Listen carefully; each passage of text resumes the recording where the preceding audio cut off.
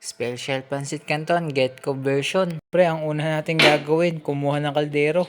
Ito, ilalagay ko na yung fresh water from Dupinga River. Tapos ilalagay ko na yung itlog. At pakukulang ko to.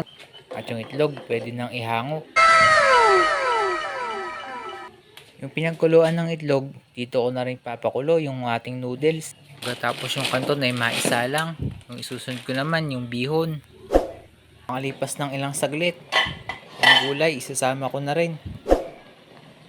Pagkatapos ilagay, syempre hahaluin ko ulit. Tsaka nagbaka pa ako ng tubig, 1 drum galing Pantabangan Dam. Dahil yung pinapakulo ko ay matutuyuan. Tapos tatakpan ko na. Habang naghihintay yung pampalasa, hinanda ko na yung pancit canton powder o hilat toyo. Kailangan nating dagdagan yung pampalasa. Magic sarap ang kasunod naman.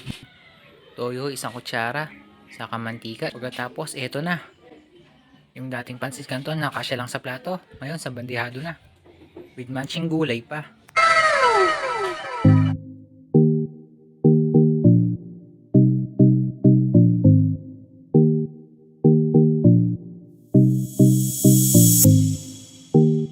So paano? Diyan na kayo at ako'y kakain. Thanks for watching. Muli ako si JD ng Getco at nagsasabing keep safe, ride safe, have a nice day.